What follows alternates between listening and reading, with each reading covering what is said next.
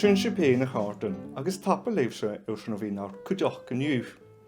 Ní sin mólach is a bhard Mhurchadh mar fálainn ná bad bhela bost.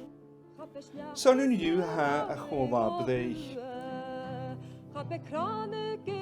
Rwchaga, awn yn Lewis, if la chilwchwch na bawn fi Victoria.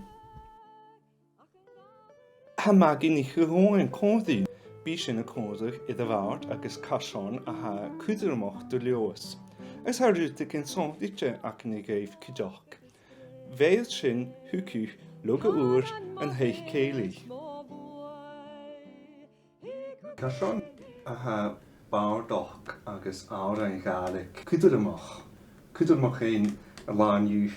Wel, a fardoch y gynse mae un ben yn ynnu. Agus gymatric sy'n ynnu fa sgrifig y fardoch. Mae un ddych as y road. Agus ha bard fiala bwrs na i'r exemplar. Gan y chwlw cael y fadol yn syl yn gyn. Gynse gain. Chwad y gael y fa ben yn ynnu. Agus na drwych dys yn y fag. Agus na biachan. Agus na mwyd yn as y road y creid sy'n cwdio. Ymyl na lesson y fysyn y ywnsachwch fan y fawr doch. A mi ag sy'n y checysg lesson yn gyn yn yw cwdoch get na chyll yn yn hiwrsyd y dilyd as yn y hag yn yw. Wel, ha mis mynd i chi as y fardoch i fas sgrifig as yn ynna mas yr hag roes nhw'n gymarffwlwysych o y naif y fa adar dyn agos ma'n y fad y cwad ysdau i chile agos y cymal clachgi agos y cymal coer snoch agos y trin tric cwndag agos y brin agos y siain awran agos y brin y ddechdri. Je bardoch a sgyrleis, bardoch y sgrif Mhurchadh meg ffarlain. Si sio yn awran ysgyrleim sy'n adran cladich si. Hw gyn gan rai ha bar y fracadis. Langus ger fôrys, langus ger fycadis. Oro hileri gileri cwro. Girer gan jŵr, ma gwn ma femet mi.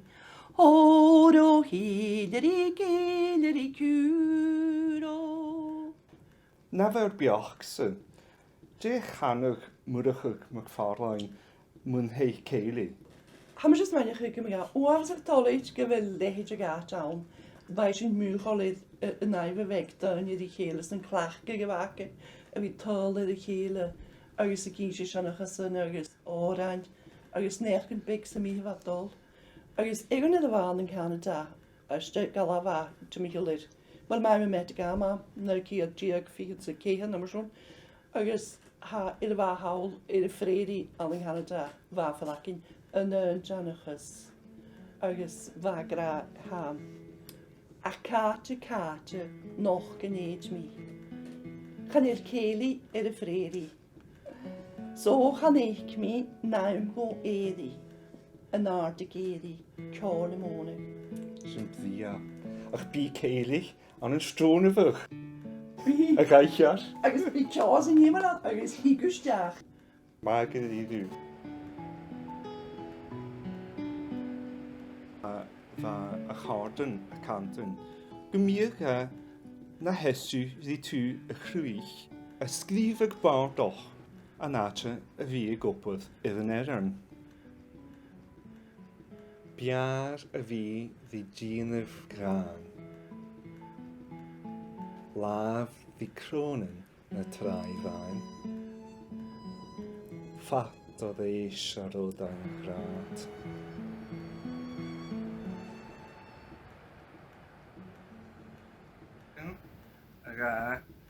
A tri. Ik hugin hit koram gushia.